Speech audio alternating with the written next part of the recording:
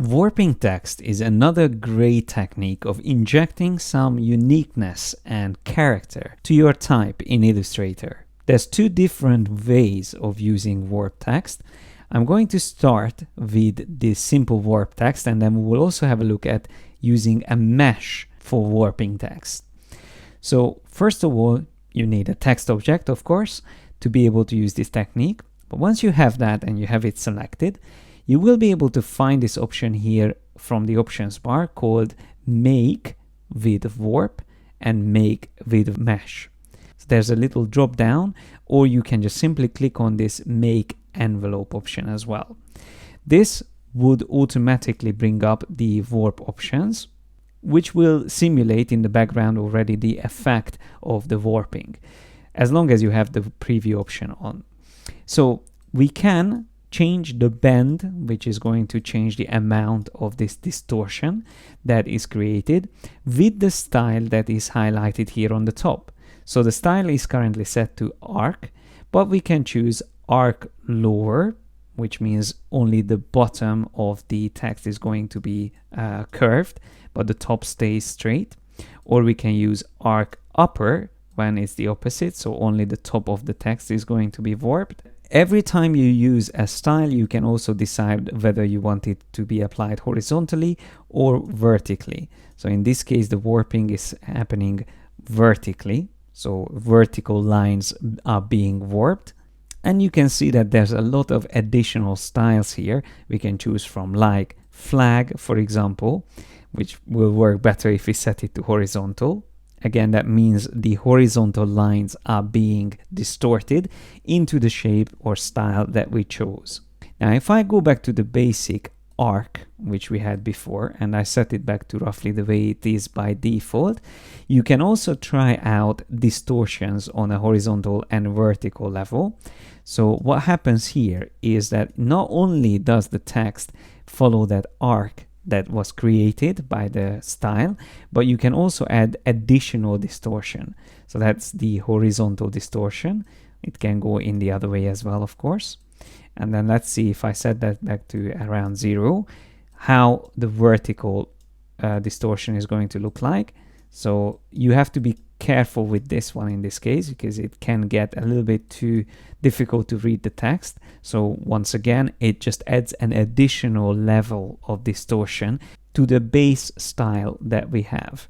Let me click on OK and select the other text that we have here, and let's see what is different when we use a mesh instead of a warp preset. So once again, I come up here and use Make with Mesh this time instead of Make with Warp. And the difference here is that we can create a grid or mesh with defined rows and columns.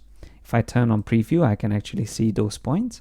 And it's completely up to you how many rows and columns you wish to work with. And actually, you can change this later as well if you want. But let's just click OK. Now, once you have a mesh, the best tool again to work with would be the Direct Selection tool. You can press A on the keyboard or select it from the toolbar. And with this tool, you can select individual points on this mesh. So let's say if I select this and drag it up, you can see immediately that we started to distort the text inside. Again, if I select another point and then push that up, for example, or down, again, we will have a custom distortion created. So if you want to amend the text itself in either of these warp features, all you have to do is to use the Direct Selection tool to select the whole object. And then up here in the options bar, you will be able to switch between editing modes. So either editing the shape or envelope as it's called, or edit the contents. So if I switch to that, that means now I can edit the text. So I can change maybe the word text to type. As you can see, it's completely editable still. And then if I want to go back and make changes to the actual warp, then I just switch again editing mode. And now we are back and we can change the style. We can change all the features that we had before.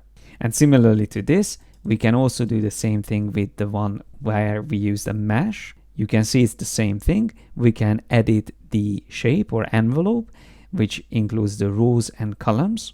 And if I want to edit the text, I just switch modes, and there I would be able to edit that. With using a mesh, it's quite useful that you also have an option when you are editing the mesh itself to reset the shape. So if I choose that, it will reset it back to the way it was originally without any distortion. And last but not least, it's worth mentioning that you can actually use objects as well for distorting text.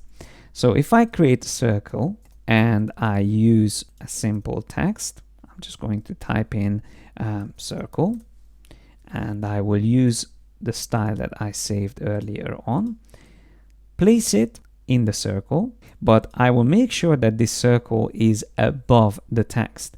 So I'm going to use the shortcut Command or Control square bracket to bring it forward, or you can always right click and choose Arrange, Bring to Front. But then make sure you select both of these objects together, and then you can go to the Object menu, Envelope Distort, and Make with Top Object. So you will find here the other two options that we just explored.